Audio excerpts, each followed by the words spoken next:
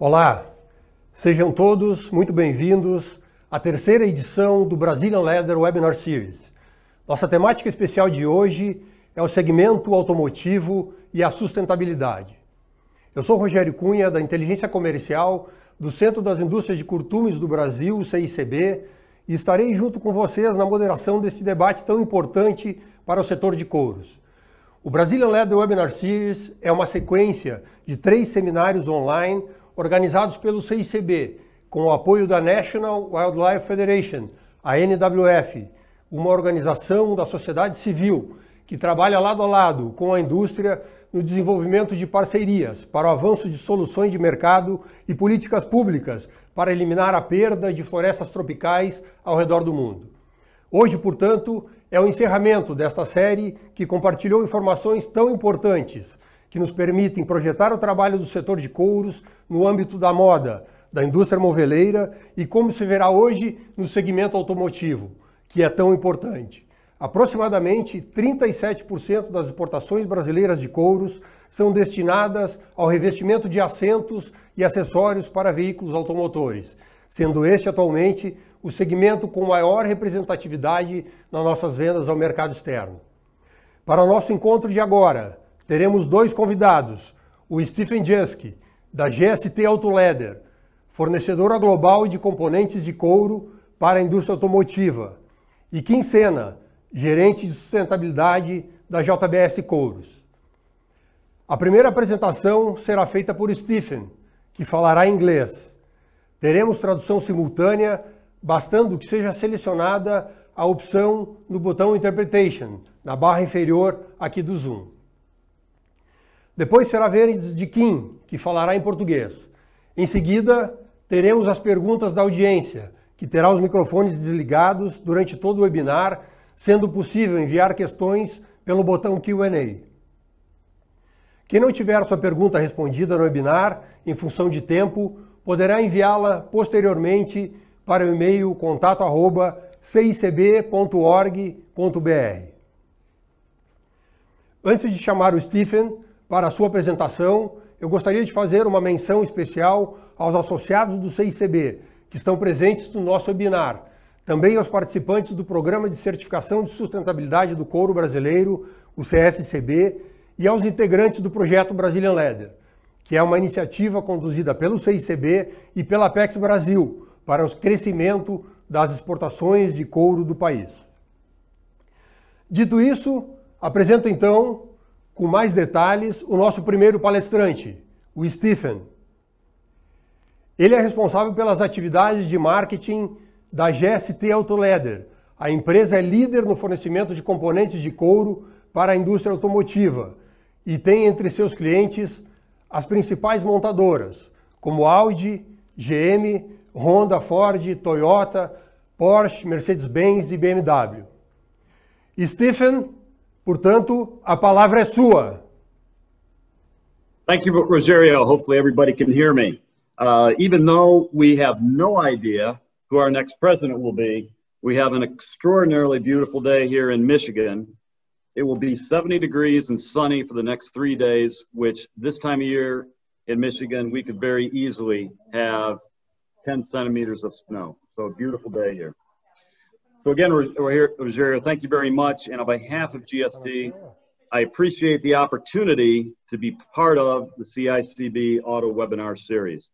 Today, I plan to share a macro overview of the global automotive vehicle market forecast, then pivot to the surface material content, provide a glimpse of the Nielsen Consumer Research Study we just recently completed in China and the US. I will show a much deeper dive presentation in December with an ILM webinar, so hopefully you can join that as well. And then I'm going to close with an overview of our sustainability projects here at GST, and then our Leather United campaign. So as I mentioned, the first slide that I'll share with you is the macro overview of the global vehicle build per IHS, which is where we get most of our forecast information. So first of all, you can see that we are not going to reach our pre-COVID vehicle production rate of 2019, which was at 90 million vehicles, we will not get there until roughly 2024. So quite a significant impact here from the COVID crisis. Originally, we were looking at, from a global standpoint, to get towards 100 million vehicles in the second half of this decade, but we can safely say now it will probably not be until we get towards 2030. Secondly, I'd like you to take a look at the segments that I've highlighted here below. I'm going to give you a few different breakdowns here on the build itself, but first of all are the vehicle segments. So the ones I'd like you to focus in on, and again, you can see them on the screen, are the D, E, full frame, and luxury. These are the segment of vehicles where leather is most prominent and are very, very important to this industry. So luckily, we see that these segments are going to continue to grow. Luxury, obviously, very, very important, roughly 11 million vehicles globally. And basically, that's a segment that we have to dominate. Secondly, I want you to focus in on the C segment. The C segment has always been really the leading segment in the industry, and this is a combination of sedan and SUVs. And it's one that does utilize quite a bit of leather, but in recent years, probably the last 5 or 6 years, this is the one that has been cannibalized the most for the substitution of synthetic materials over our beautiful leather materials. And this is one that we will be focusing on as we go forward, but clearly we've got to dominate the DE, full frame, and luxury. The A segment, the smaller vehicles, as you can see down here in the bottom, remains flat and actually decreases a little bit over time as we head into 26, which is really good news for us in the leather market, because frankly, that is a segment where the usage is very small, and frankly, probably the right materials for those are either fabric or synthetic. All right, the next page is I want to share with you the overview of propulsion. Now, this is an important page for us, folks, because frankly, we are in the middle of a revolution, and it's truly a once-in-a-100-year revolution. And history over time is going to look back on this particular time frame in the industry, and they will see this as being a very, very significant moment here during these, say, 20 years. Because what you can see is happening here is that the internal combustion engine, which is the ICE, over time here from 20 to 25 continues to decrease, and in favor of the replacement, you see the hybrids and the electrics trending upward. The autonomous stays fairly flat during this time frame, less than 1%. And again, there's many different levels of autonomous, different mechanisms, but in terms of a full autonomous vehicle that everybody has heard about, most likely that's going to be out somewhere outside of 2040, 2050. But what's affecting our industry that's important to recognize is the fact that most of the OEMs in the world have made significant investments in both the EV market as well as the autonomous. And because of that, they basically have had to take a look at their internal costs. And one of the easy answers for them internally from a cost standpoint is to make replacements or substitutions from authentic leather to synthetics. And this is something that we as an industry in the automotive world have been working very hard to make sure and promote to the customers that this is not the right way to go, because consumers do aspire to have leather, and we're going to continue to do that. But it's a natural evolution of what's happening inside these companies because of the cost pressure that is on them, because the amount of investments they're putting forth towards EV and autonomous is significant.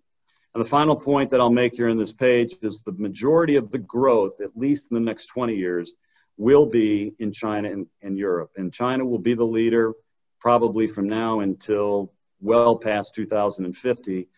The investment that country has made and the commitment they've made to EVs is significant. And you're going to see on one of the following pages the number of companies, domestic companies that have now entered into the automotive market. But their plan is to have basically by 2035, they'd like to be at a proportion of 40% electric vehicles from their entire fleet, which is significant, very aggressive, but if it can be done, it can be done in China. All right, so that next slide I wanted to share is by OEM, and this is where I will talk about that domestic situation in China. But you can see here, basically down below, it's a little bit of a impacted graph lines here, but basically, as you can see, we have got basically 4 levels here from a volume standpoint. So level 1, which are the leaders, is the VAG, Toyota, and Renault, Nissan, Mitsubishi. Volkswagen, of course, is Volkswagen, Porsche, and Audi. These are the leaders, upwards of 10 million vehicles per year for all 3 of these. The next level, Hyundai, Kia, and General Motors.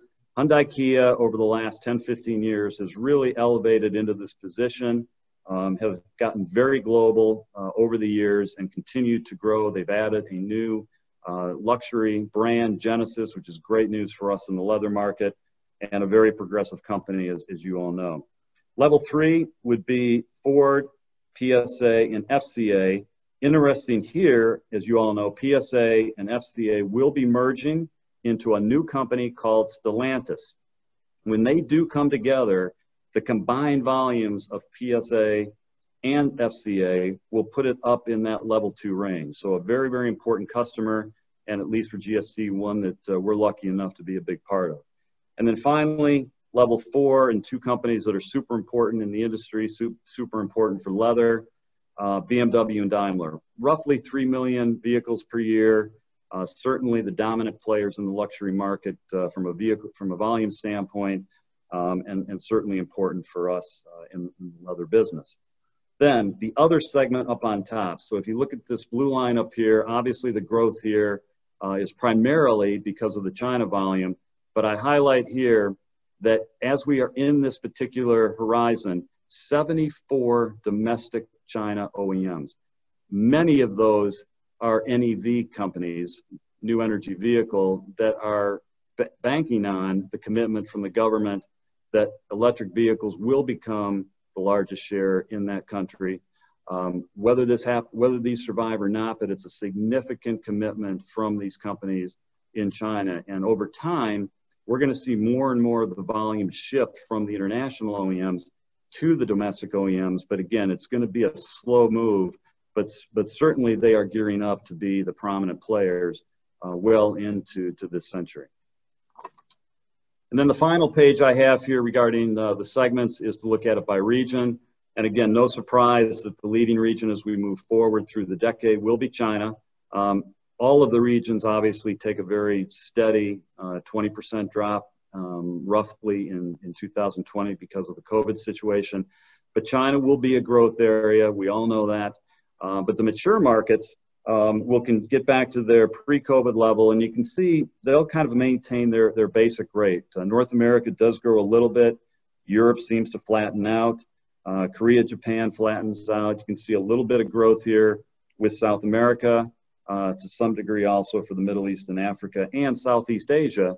They are still showing a growth here throughout this particular decade. And the majority of that is basically with a projection they have for India. So from my standpoint, I still question whether it's going to happen. They've been projecting it now for 5 to 10 years, but the infrastructure is going to have to significantly improve for them to get to the kind of volume levels they talk about in India. And I'm sure if anybody who's been there realizes the road system has a long way to go.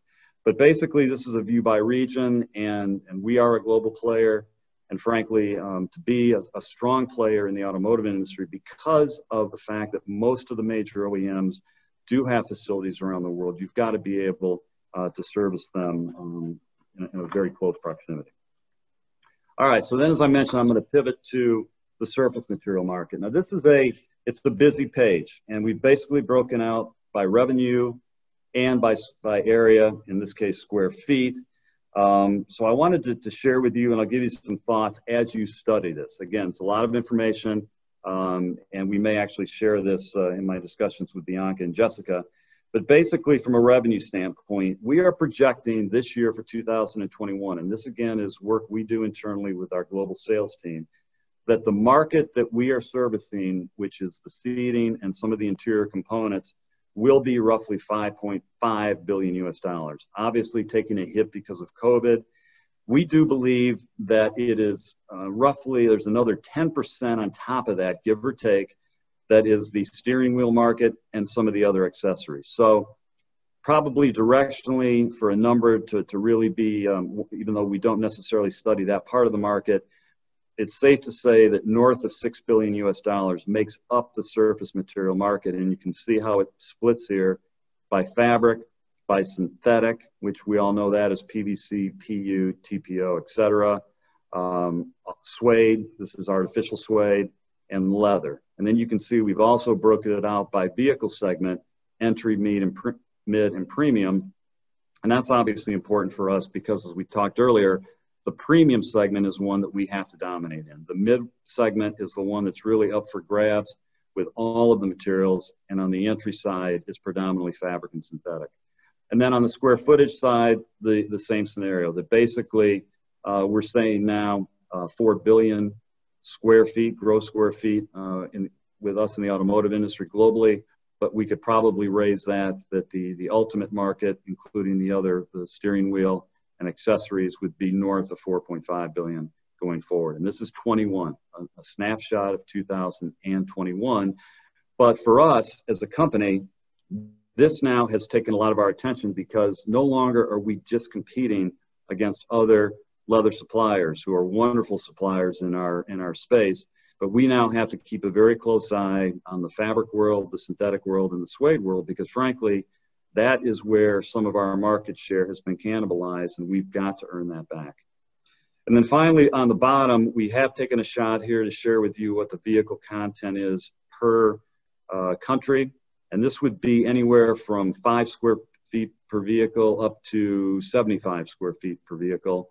But it's any vehicle that has some content of leather. So in North America, on average, it's roughly 32% of the vehicles have some leather content. Europe, 18%. China, 30%, which has come down dramatically in the last 10 years. Japan, 5%. South America, 4%. And India, 2%. So again, a lot of information here.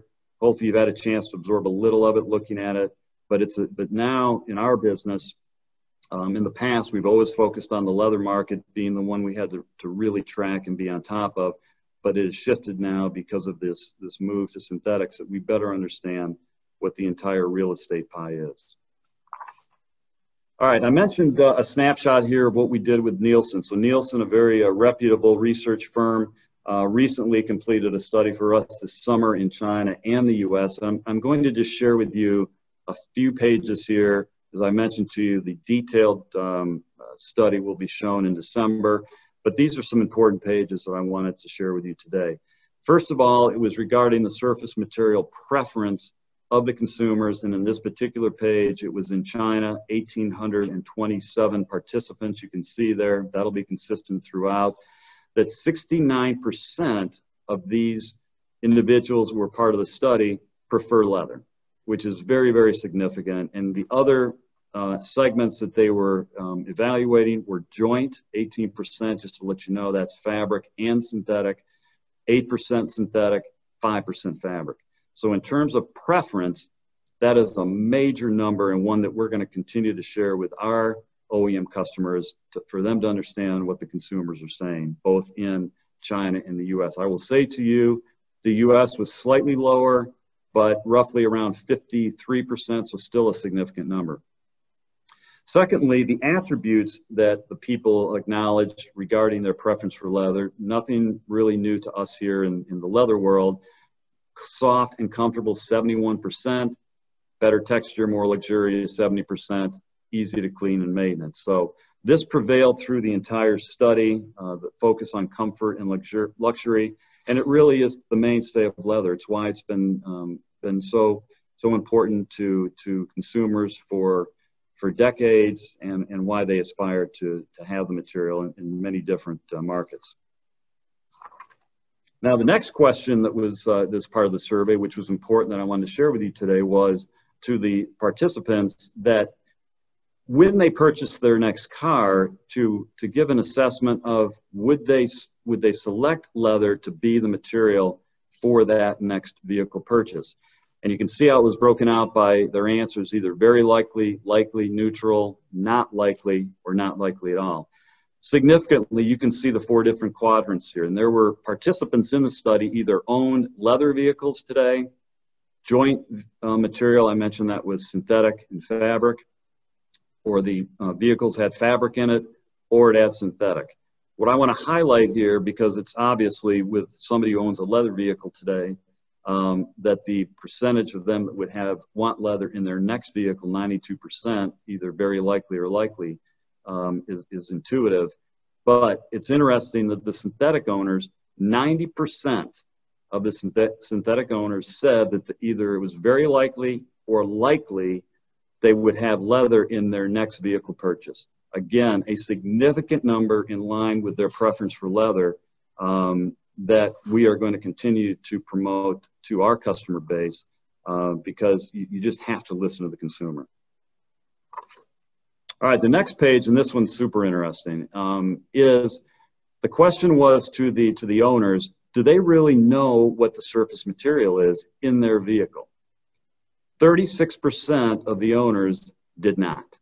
And that is an issue, and that's something that we continue to try to focus on in our communication campaign with consumers and our customers, that this confusion or unknown is one of the reasons that the OEMs have been able to substitute synthetic for leather in a much easier fashion. But here's a number that is really astonishing. The synthetic owners, albeit 226 in the survey, these individuals that have synthetic in their vehicle, 53% of them perceived the material as being leather. That is astounding.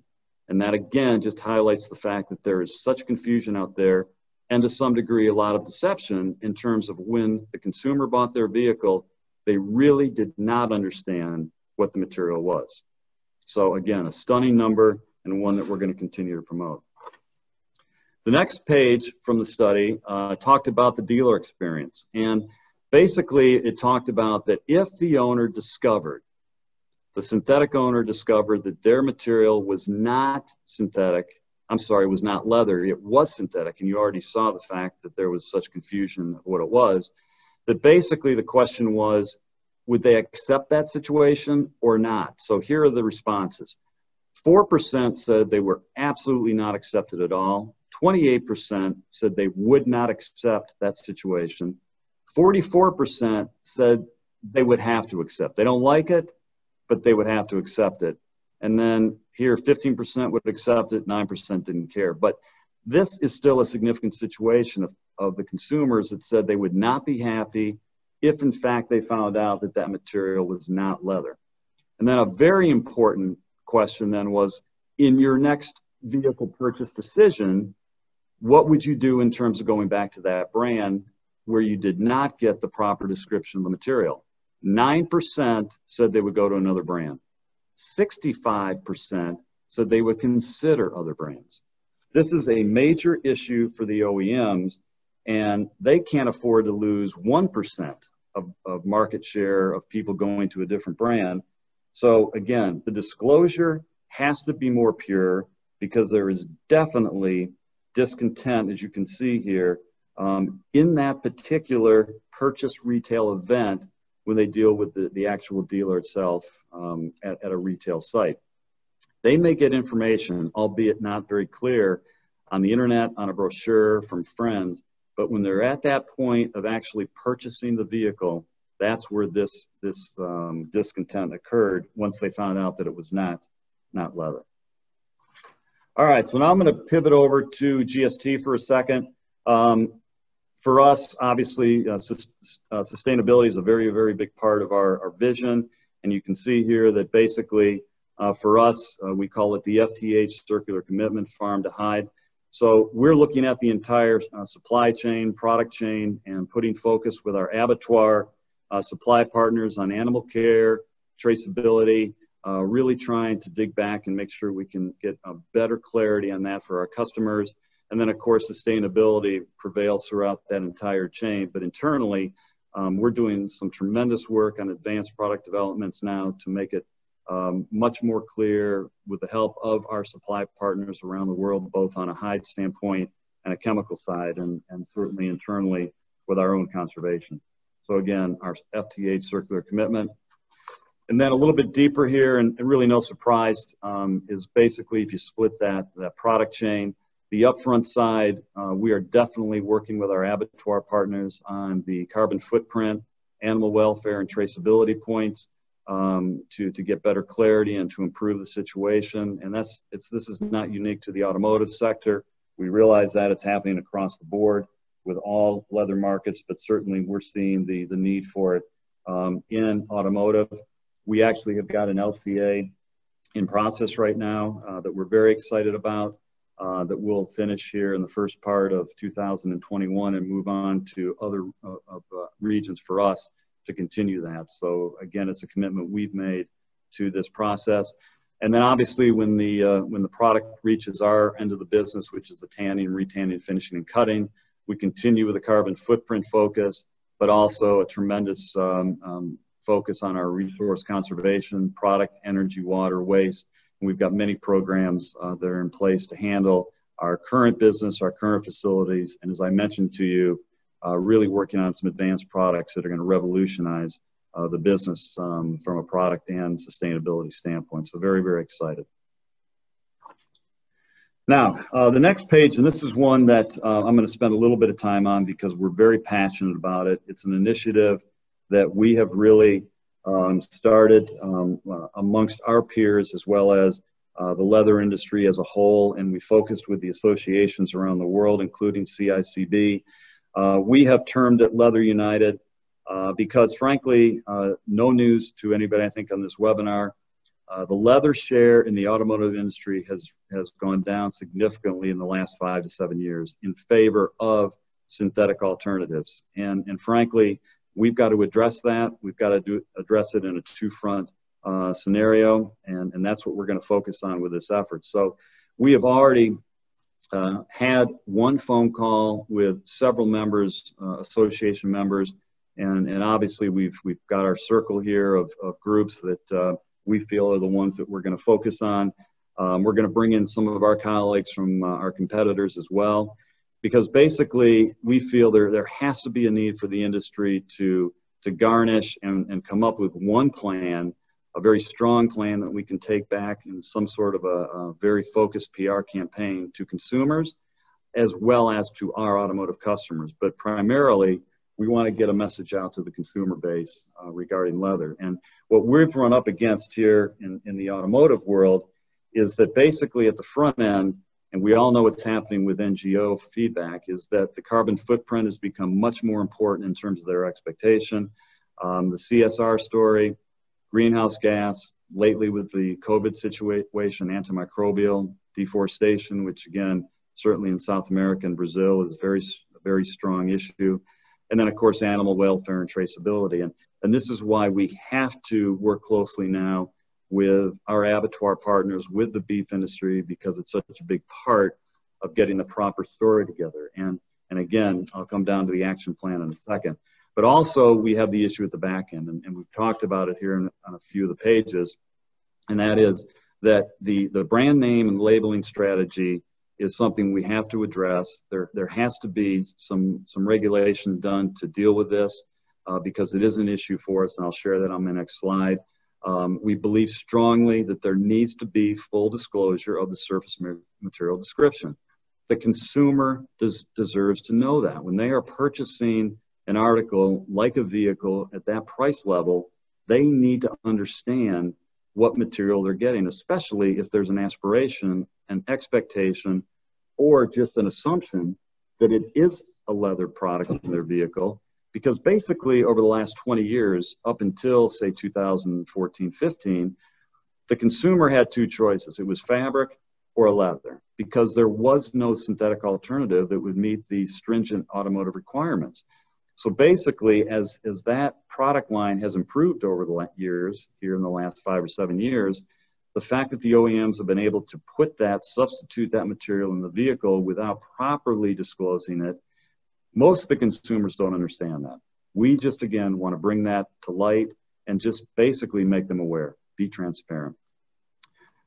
Furthermore, we've got issues in our business at the retail level that I mentioned with the dealer sales personnel in terms of the accuracy of descriptions of the material, and frankly, just the lack of knowledge. Many of the sales folks just don't really understand the facts about the material that's in there, whether it's synthetic or leather.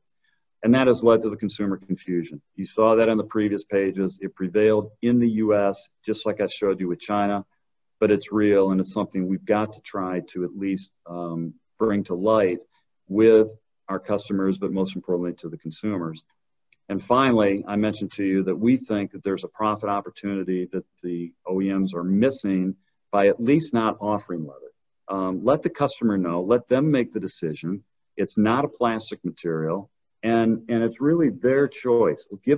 Just give them the knowledge of what that surface material is, and then they can make the choice, or at least have an option to possibly get leather instead of a synthetic or a fabric, which today is a very, very tough thing to do at the retail level.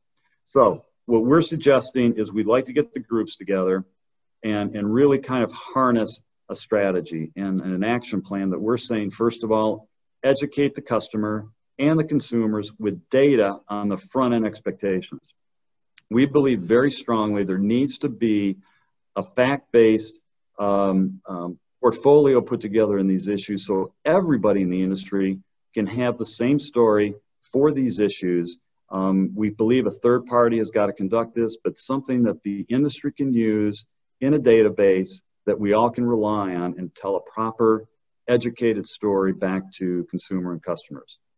Secondly, we are embarking on a clear comparison of performance traits versus synthetics.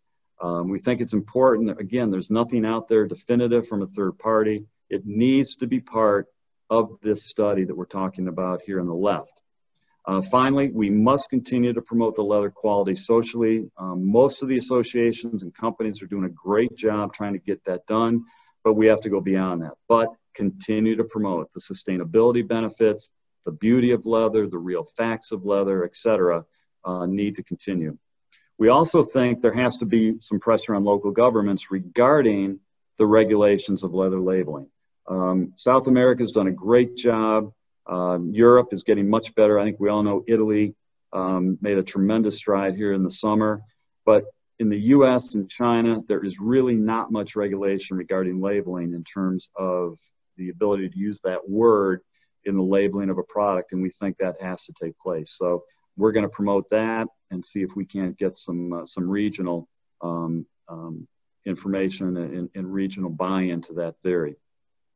Number 5 is the PR campaign, and this is where we think bringing the associations and resources together needs to happen and have a very, very strong campaign that we all agree to take out, again, primarily, we believe, to the consumers regarding awareness and transparency. And finally, let's take advantage strongly of the fact that our product is not plastic. We know what's happening in the world in terms of the attention that plastic is now getting, and the switching from plastic to other materials is important. It is a crisis, and we need to take advantage of that because, frankly, consumers, if they truly understand that these synthetic seats are made from petroleum, I think we'll have a shift. So again, it has to be part of this final campaign. So more on this. We're going to try to be part of this. We're going to try to push it to bring the experts together and then let this thing fly. Finally, and I've shown this in some other webinars as well, but I'll do it again. And again, I just say very simply, transparency. These are 7 brand names of materials that OEMs around the world are using for their synthetic material without any further description, either in the brochure, in a window sticker, online, nothing other than these names. And we strongly believe the consumer needs to understand that these brand names are not leather. And just frankly, give it the proper description. Let the consumer know what it is, and then they can make the decision. So we're going to continue on that campaign. It's something that has prevailed here in the last 4 to 5 years with the addition of new brand names being utilized here. And it just needs to be discussed and really brought to light. And then finally, I'm going to share with you, because we thought this was a pretty interesting way to kind of talk about the issue that I keep harping on here regarding labeling. It's a 1-minute video that we did socially. We posted it to all of our platforms about 3 weeks ago, and I want to play this for you and let you see it. And that will be the finale for my presentation. I thank you very much for joining, and I'll be certainly here for questions and answers. But again, let's choose leather. So here you go.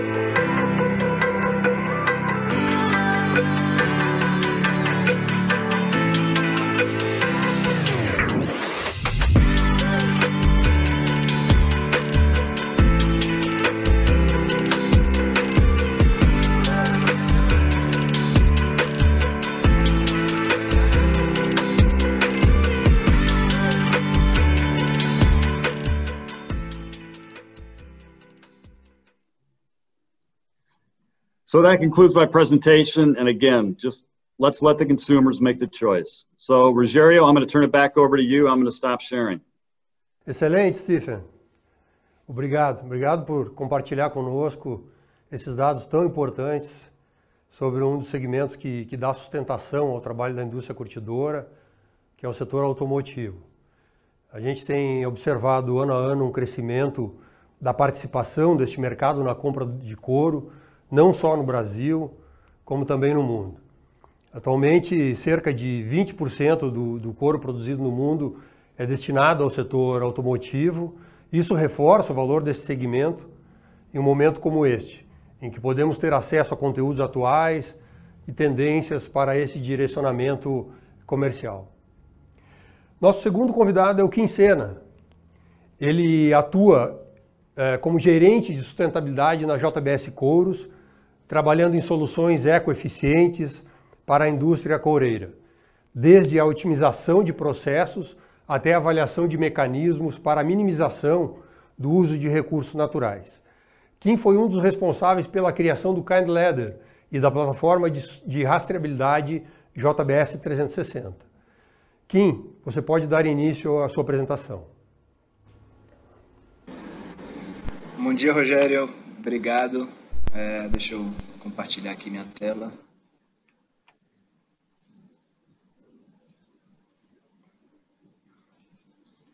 Suponho que vocês estão conseguindo ver minha apresentação. Bom, gente, primeiramente, bom dia para todos. É um grande prazer estar aqui num fórum como esse. Obrigado, CICB e NWF. Tem sido muito bem organizado o evento e espero que tenha mais desses no futuro. Um tema tão importante para a gente discutir no nosso setor e no mundo como um todo hoje em dia, né?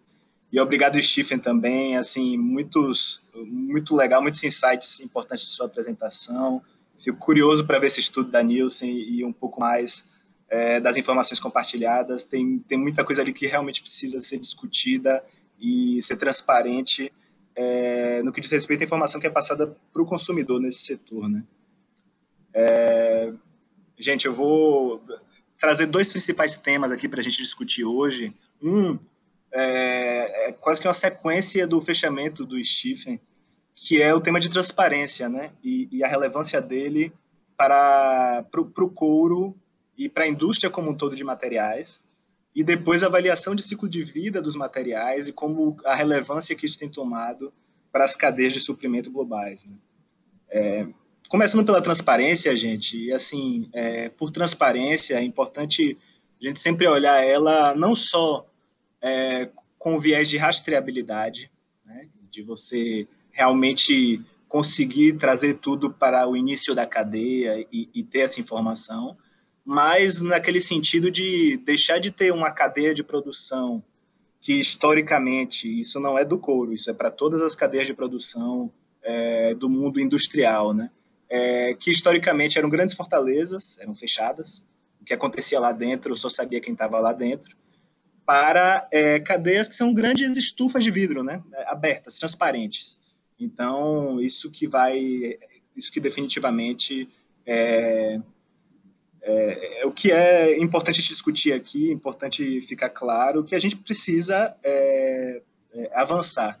E assim, trago um exemplo aqui, pessoal, de um relatório que foi lançado recentemente, alguns devem ter visto, de uma organização chamada Earthsight, que discutia e, na verdade, evidenciava algumas práticas de desmatamento no bioma do Chaco, né, no Paraguai. Esse, assim, não é o primeiro, existem diversos relatórios nesse sentido, não será o último, mas assim, ele é muito particular porque ele traz a questão... Pessoal, vou pedir licença, o slide está passando automaticamente aqui.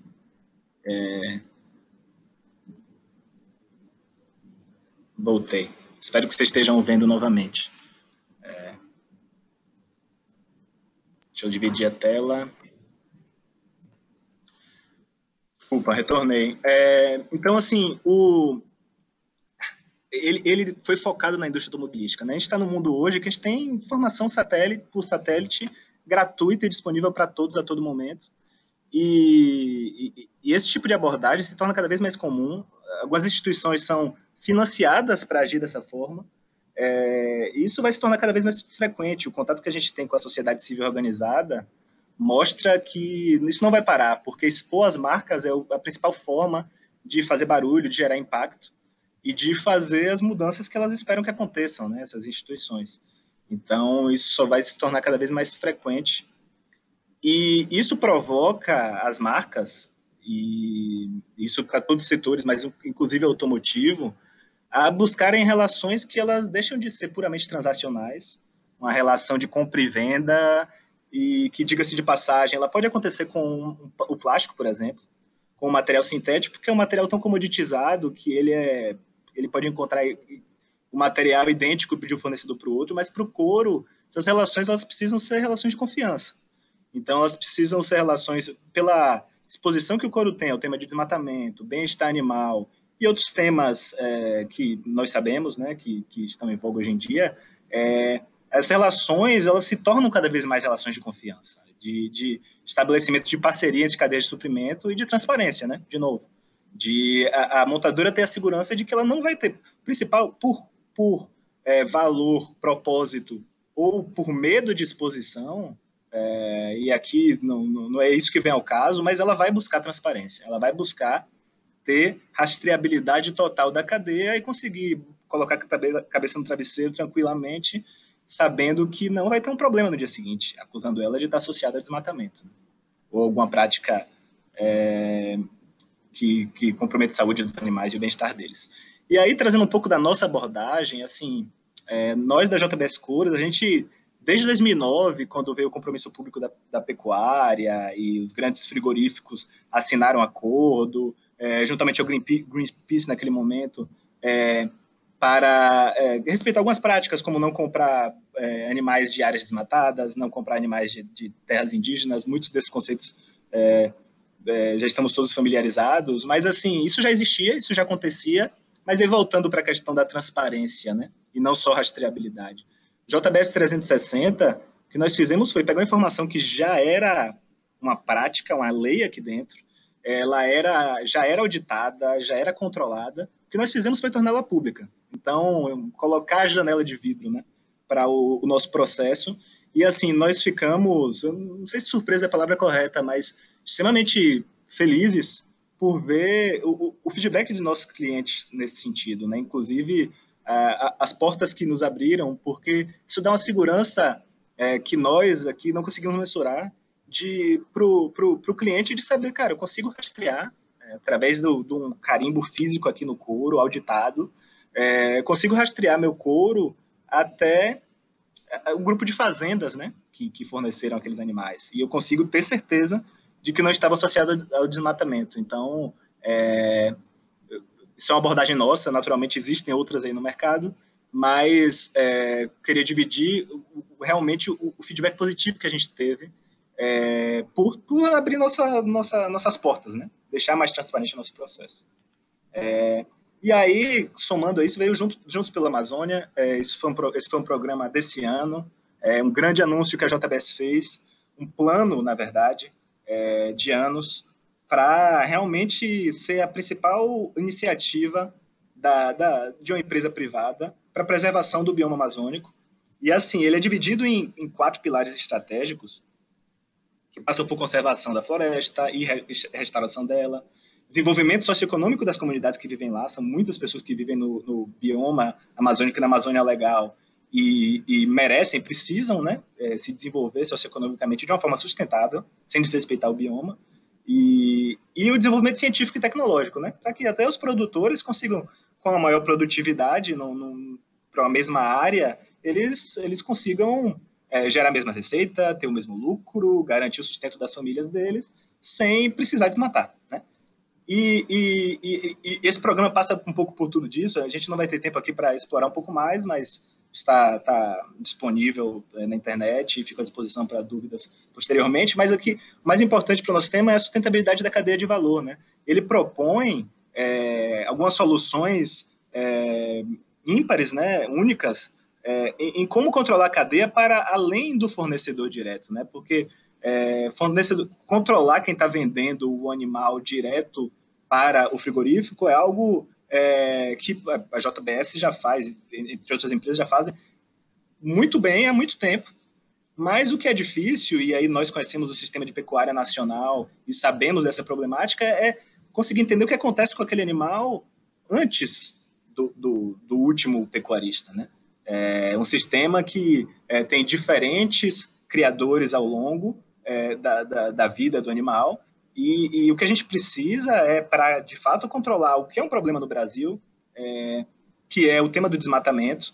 E aí, de novo, aqui, o que é que esse sistema vai proporcionar? Que a gente separe algo que é regime de exceção, que são as pessoas que estão na ilegalidade, que estão desmatando, mas que não representam os nossos pecuaristas, não representam a realidade da nossa pecuária, né?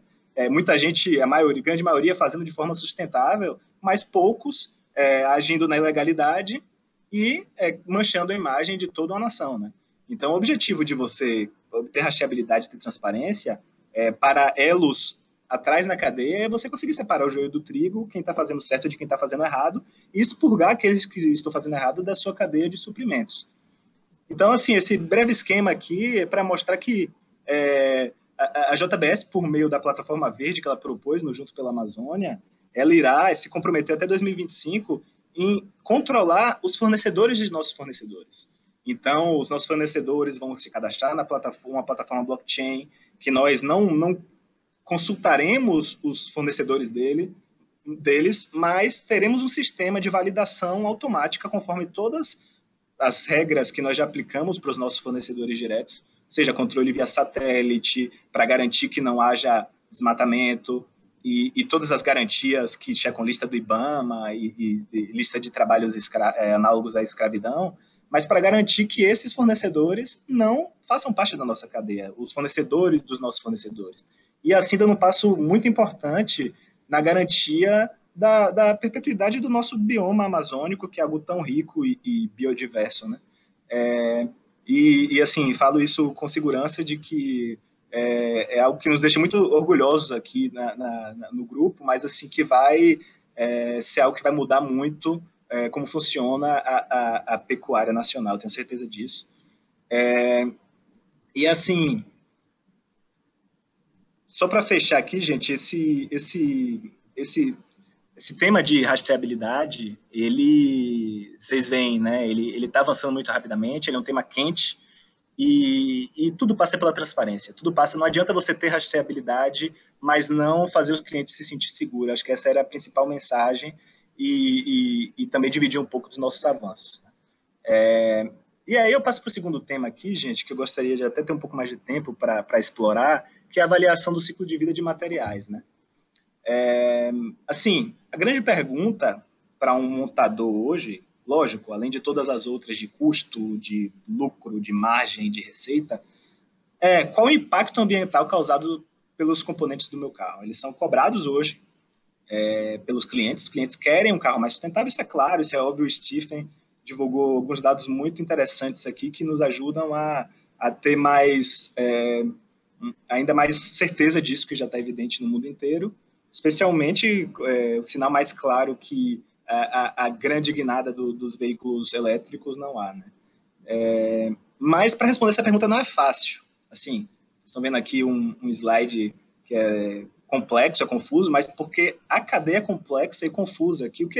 O que esse estudo buscou fazer foi separar desde a extração da matéria-prima até o processamento dos materiais, a manufatura do veículo, o uso e o fim da vida do veículo, o que vai acontecer depois do uso dele, tudo que deve ser mapeado na cadeia automotiva para que realmente se consiga ter uma métrica coerente de qual foi o impacto causado por aquele veículo, né? Porque qualquer avaliação de um único ponto ela é superficial, ela não explica. E a gente se depara com muitas afirmações dessas, né? Acabam sendo muitas vezes generalistas. É elétrico, então é sustentável. Não necessariamente, né? Ele vai ser mais sustentável em termos de consumo de combustíveis do que um veículo de combustão interna, certamente, mas se ele não toma cuidado não toma outros cuidados no design do veículo, ele não vai atender. E assim, isso aqui só para trazer um pouco de tudo que deve ser avaliado para caracterizar a sustentabilidade de um veículo, mas isso nasce no design, né? Porque um veículo, desde a fase de design até a sua manufatura, até o seu uso durante toda a sua vida, ele leva de 20 a 25 anos no país desenvolvido para quase 40 anos num país subdesenvolvido, né? Ou seja, muito tempo que aquele veículo vai ficar nas ruas. E são muitos veículos, e a gente sabe que o impacto, por esse motivo, o impacto da cadeia automotiva na sustentabilidade, na busca por um planeta cada vez mais sustentável, ela é muito importante. E essa pergunta ela nasce no design do veículo, né? Depois que o veículo está pronto, sendo produzido, não tem muito o que fazer. É no projeto que tudo isso nasce, e os designers eles vão se fazer diferentes perguntas sobre como eu consigo ser mais sustentável na manufatura, na reciclabilidade, no uso dos materiais, na durabilidade dele, na eficiência energética e no fim da vida, né? Sem poder esquecer disso. E o Coro aqui, a gente fazendo autocrítica, ele é mais vulnerável em alguns pontos, como, por exemplo, a eficiência energética do veículo. Há materiais mais leves hoje, porém, ele é extremamente forte em outros, como durabilidade, né, indiscutivelmente, o fim de vida e como você consegue lidar com esse material. Então, assim, dentre outras aqui, mas, assim, o importante é a gente entender isso, se questionar e buscar quais são nossas fraquezas e trabalhar elas. E explorar os nossos pontos fortes, logicamente. E, assim, a metodologia para se fazer isso é a avaliação de ciclo de vida de materiais, né?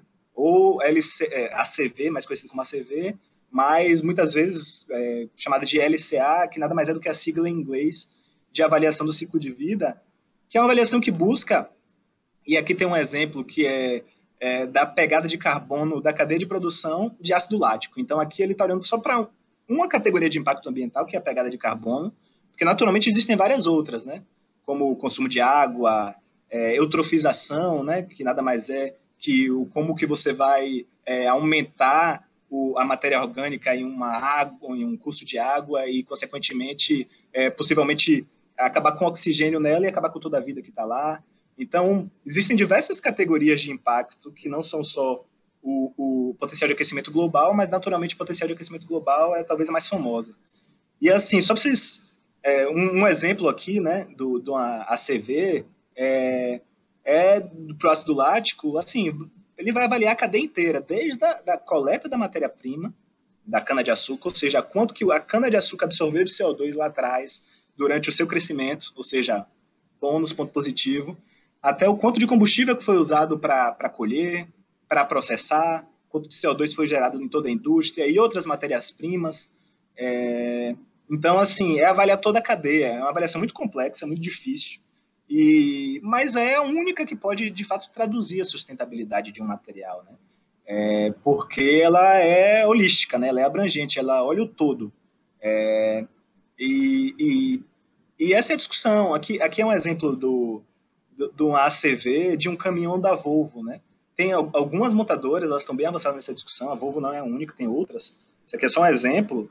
Mas, assim, eles inclusive criaram EPDs, né? Que são as regras de avaliação do impacto ambiental de um produto.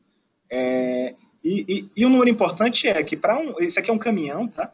Então, assim, eles caracterizaram 12% do impacto como sendo os materiais e a produção dele, 58% do impacto daquele material durante toda a vida, né? Durante toda a vida, produção, uso e fim de vida. Como combustível, a exaustão com 30% e a manutenção com 5% ali. O que é que isso é importante a gente perceber, né? Que apesar desse número aqui ser um número real para um caminhão a diesel, essa relação tem mudado muito para um carro elétrico, né? E que é o nosso futuro, né? Como o nosso futuro muito próximo, inclusive. E assim, o impacto do combustível vai diminuir e, de forma relativa, o impacto dos materiais usados nele vão aumentar. O impacto vai aumentar. Então, a atenção e o peso do material utilizado no ACV, ele tem tomado cada vez mais relevância. E isso não é exclusividade do setor automotivo. A gente até acompanhou aí recentemente, né? O setor do couro se uniu para enviar uma carta. O CICB fez parte disso, dentre todas as outras grandes, importantes instituições do mundo do couro, para a Sustainable Apparel Coalition, que ela tem um índice que compara materiais, e o número que traduzia ali o couro, ele era um número que a gente sabia que não era a real expressão do impacto ambiental do material. E isso por vários motivos. Um deles considerava um tempo de vida do animal extremamente longo, de 5 anos. A gente sabe que não é a realidade, ou seja, todo o impacto do animal na fazenda que é alocado ao couro tinha um peso excessivo, não considera o tempo de vida útil do material. Então, foi até muito bem colocado nessa carta, é como se dissesse que um garfo de plástico fosse mais sustentável do que um garfo de metal, porque não levava em consideração que o garfo de metal eu vou usar durante toda uma vida e um garfo de plástico eu vou usar uma vez só. Então, isso não estava sendo levado em consideração. Essa carta, inclusive, já teve alguns efeitos já para a indústria. Mas, apenas para mostrar, essa carta não foi escrita à toa, essa carta foi escrita porque esse é um tema extremamente pujante na indústria e tem, inclusive, influenciado tomadores de decisão, designers, né? Eles, quando estão naquele processo lá, eles olhavam para isso aqui está mais direcionado para a indústria de vestuário, mas talvez não de uma forma padronizada e tão organizada, mas isso já é uma discussão muito presente na indústria automotiva. A gente já recebe de muitos de nossos clientes perguntas, questionamentos sobre qual que é a sua ACV. Você tem um ACV, qual que é o impacto ambiental do seu couro? E essa discussão, assim, ela passa por diversos pontos. Assim, a alocação, como eu estava mencionando, a vida do animal, ela vai ser alocada nos diferentes produtos. Então, ela vai ser alocada na carne como principal, né? Lógico. Mas também em todos os outros subprodutos, inclusive o couro, inclusive o interior de um carro. E o carro vai carregar, né, esse impacto ambiental. Só que essa discussão ela é muito profunda, porque, por exemplo, essa alocação ela é feita de forma mássica e econômica, né, ou seja, peso e valor. E o número usado aqui do quanto que o couro representava de valor do animal, em muitas dessas tabelas padrão, era de 5%, 3,5% a 5% do valor do animal. E a gente sabe que isso não é a realidade mais. O preço do couro ele caiu de forma tão expressiva que não representa mais 5% de forma nenhuma. 5% ou 3,5% do valor do animal. Ele está mais próximo de 1% ou abaixo disso. Então, tem muitas discussões que, na verdade, cabe a nós, como indústria, explorarmos, gerarmos informação e entrarmos numa discussão que ela seja com embasamento científico, porque não há outra. Assim, uma discussão que passe por política, lobby, não é isso que vai vencer. Na área de sustentabilidade, não é isso que vai vencer nenhuma guerra mais. Lógico, isso tem um efeito, mas a discussão ela é científica. A discussão ela passa por uma avaliação de ciclo de vida e é importante a gente buscar entender, buscar medir qual é, por exemplo, a alocação correta da fermentação entérica ali do boi, né? Ou seja, o metano gerado por ele, para o couro, porque o impacto é absurdo. Assim, a cadeia do couro ela não é particularmente intensa em carbono, mas a da pecuária é. Então, essa alocação, para vocês terem ideia, para o potencial de aquecimento global, ela representa 80% do potencial de aquecimento global do couro, a pecuária, né? Então, ela é muito expressiva. Qualquer detalhe que a gente consiga ter, maior transparência, maior exatidão, com certeza muda a percepção absolutamente do material. E assim, nós aqui a gente engajou nesse tema muito fortemente pela relevância dele. A gente está fazendo uma avaliação de ciclo de vida do Kind Leather, né? Por ser nossa plataforma de couro sustentável e por gerar grandes, assim, diferenças claras nesse sentido, mas também do couro convencional, para a gente entender melhor, né? E a gente está fazendo isso junto com a consultoria baseada na Itália, chamada SPIN 360, em que a gente mede o impacto ambiental, e como eu vinha comentando, não só em potencial de aquecimento global ou consumo de água, mas em várias outras esferas, como depressão abiótica, por exemplo, né? Ou seja, o quanto que isso vai consumir de combustíveis fósseis, de petróleo na nossa cadeia, toxicidade humana. Então, você expressar isso em diversas métricas, todas elas baseadas em ISO, né? Na ISO 14040, metodologias normatizadas e comparáveis, né? Que é isso que é importante. Possibilitar que a gente esteja na discussão, não ninguém fazendo um material sintético e chamando ele de vegano, porque ele não vem de origem animal, e fazendo a ele um paralelo, quase forçando, como se o fato de não ser de origem animal quisesse dizer que ele é mais sustentável, o que a gente sabe que não é verdade. Então, é a busca de como a gente deixa essa informação clara, mas através de uma abordagem científica, né? E a gente fez esse estudo esse ano. O primeiro estudo que a gente fez foi, a gente pegou algo que foi bem particular, que foram dados de frigorífico e fazenda. Naturalmente, por sermos uma empresa verticalizada, a gente conseguiu saber toda aquela questão de alocação que eu vinha comentando de uma forma muito mais exata, né? A gente pegou dados exatos de quanto que o couro a pele representava do boi e etc. A distância das fazendas para o frigorífico, do frigorífico para os curtumes. Pra vocês terem ideia, foram mais de 10 mil pontos de dados aqui, 220 variáveis que a gente colocou nesse modelo. E os limites do sistema aqui, que é chamado do berço ao portão, né? Que é da fazenda até a fábrica de couro acabado, até a saída da fábrica de couro acabado. A gente fez para o segmento de calçados atléticos, esse primeiro estudo, e naturalmente já estamos entrando no automotivo, no moveleiro, já iniciamos estudos nessa linha, e que vão estar prontos aí no primeiro trimestre do ano que vem, talvez no início do segundo, mas para ter isso muito claro, né? Tanto para o Kind Leather quanto para um couro convencional, quais são as diferenças. E aqui, vou mostrar para vocês uns números já desse estudo, os resultados finais, e comparando aqui para um cliente nosso de calçados atléticos, nós fomos na fábrica dele, um cliente que é muito parceiro, o Asiatan, né, que ele tem uma filosofia de sustentabilidade, ele quer minimizar o impacto ambiental ao máximo na cadeia, e porque, né, não adianta um curtume fazer isso sozinho, né, você tem que pensar na cadeia inteira, para diminuir o impacto para a montadora, no final das contas, ou para a indústria de calçados. E nós fizemos uma comparação aqui entre o couro que ele usava anteriormente, que era Wet Blue integral, não era Kind Leather, não tinha as fórmulas otimizadas em redução de produto químico, redução de água, e tudo que a filosofia Kind Leather propõe, para um couro que era Kind Leather, propusemos a divisão em tripa, otimizamos junto com ele, né? Ele já tinha essa pesquisa muito forte, otimizamos o uso de químicos para colocar dentro do fulão, somente o que o couro absorve, e não um excesso para a estação de tratamento, que muitas vezes ocorre. E assim, nós geramos indicadores de um balanço do que acontece dentro desse sistema que a gente comentou. Então, consumo de energia térmica, e aqui é uma comparação entre esse couro novo deles, para calçado atlético Kind Leather, com a metodologia antiga que eles usavam.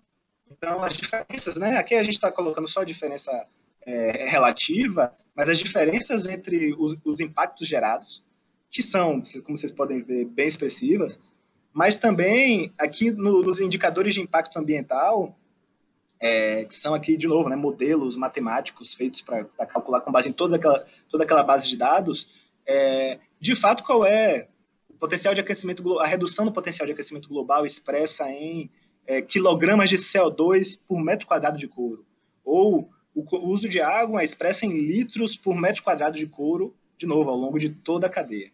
Então, assim, aqui são só exemplos de um estudo nosso e da abordagem que a gente está tomando. Assim, esse é o nosso plano, é seguir sempre uma abordagem científica para a mensuração de impactos ambientais, mas isso expressa, assim, a demanda da indústria, né?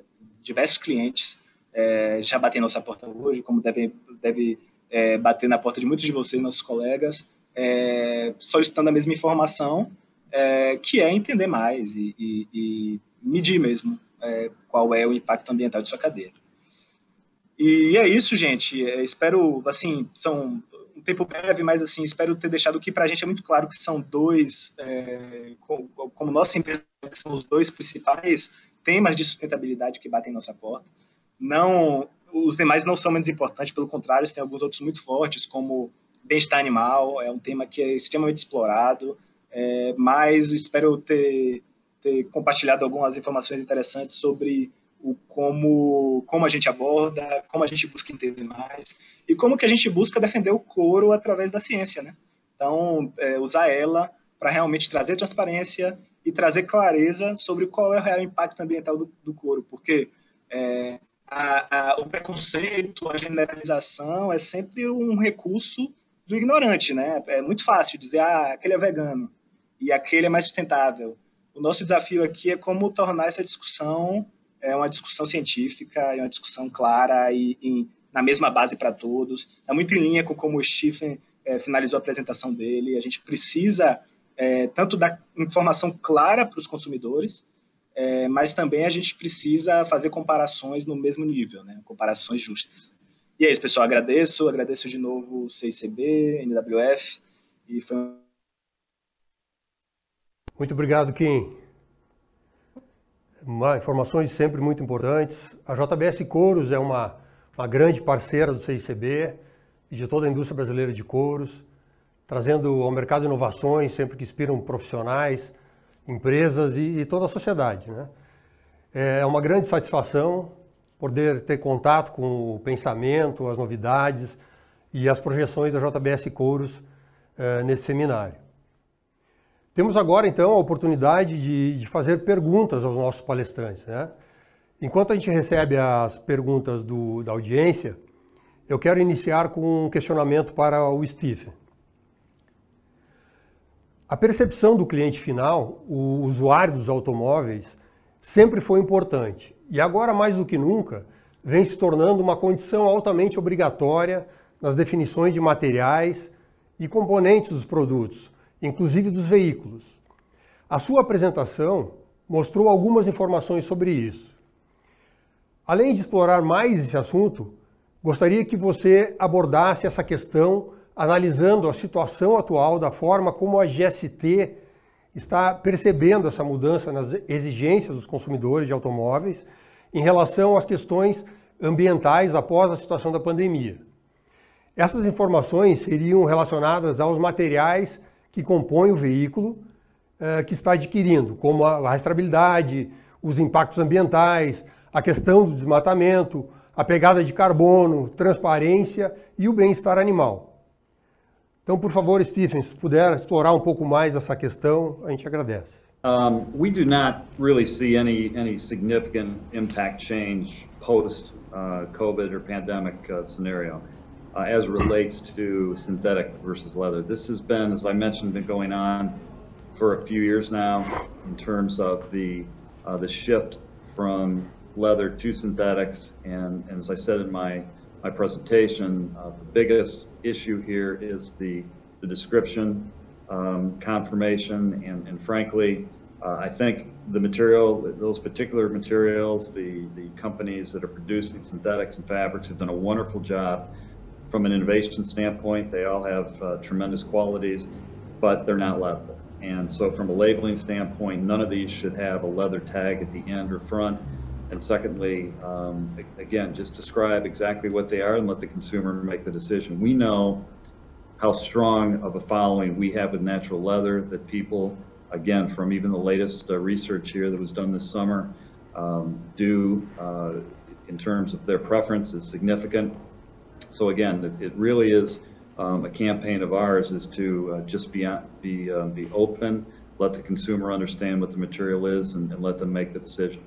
We will continue to deal with, as I said in my presentation, the pressure, which is not just in the automotive world, it's in the entire world, certainly with us from a leather standpoint and other industries, to address the issue of animal welfare and traceability, even though we all know it's primarily really from the abattoir and back to the ranch, but it's part of our chain. So we're going to have to be part of that improvement, and that's why we're definitely promoting that we get a story for each one of these areas, so that consistently as an industry we can communicate that back to our customers, again, regardless of what industry, and ultimately to the consumer. Okay. Ok, thank you, Steve. Temos uma pergunta também para o Kim Sena. Então, de que forma a empresa entende que pode melhorar a percepção do couro frente aos consumidores de automóveis?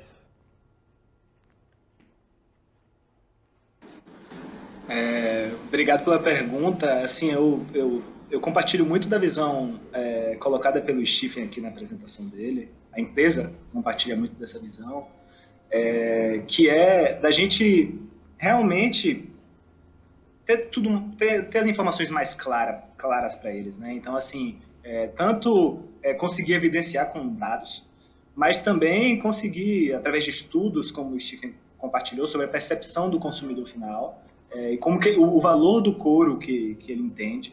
Mas também, de novo, assim, e desculpem o fato de ser repetitivo, mas acho que está muito linkado com o que a gente discutiu aqui hoje, mas demonstrar ele, dar segurança de que a indústria do couro não tem nada a esconder. A indústria do couro, ela, pelo contrário, ela é indústria sustentável por essência, por reaproveitar uma matéria-prima para usar como um revestimento tão nobre, e o nosso desafio é abrir nossas portas, dar conforto, dar segurança para eles entenderem de que o couro é o caminho. O plástico, ele é um material excelente, ele é um material muito útil, mas para algumas coisas específicas.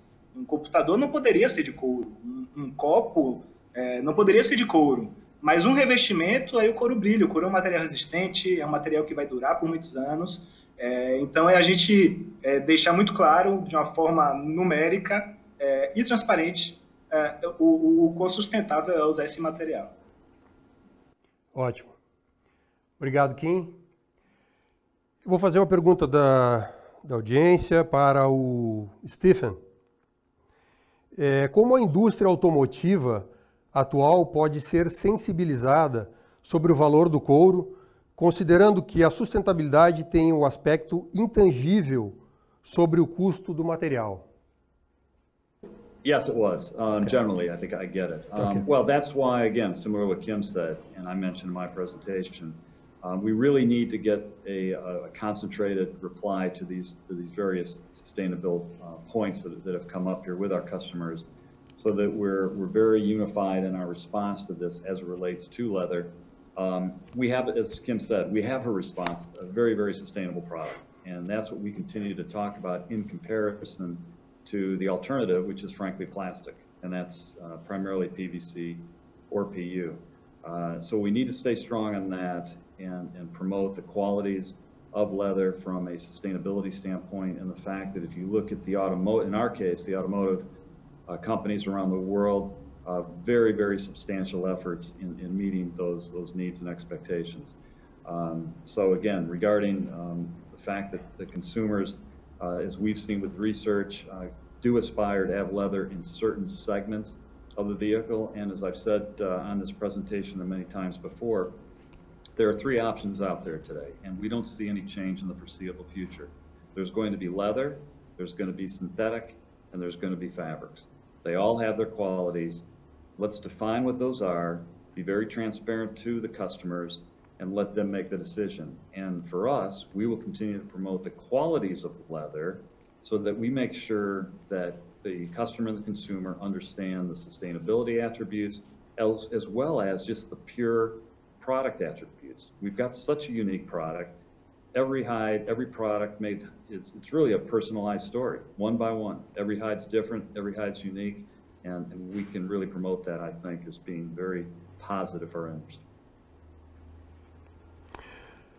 Ok, Stephen, obrigado. Vou fazer uma última pergunta ao Kim, então, para a gente encerrar. É uma pergunta bem interessante, Kim, sobre a lei do couro. Como a lei do couro pode apoiar a valorização do couro sobre os sintéticos nessa indústria automotiva?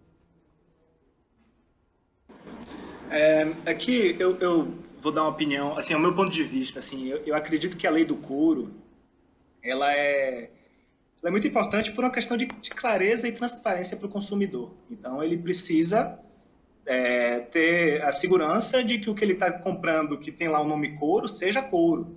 Então, é algo de extrema importância do ponto de vista de sinceridade mesmo, sobre o produto.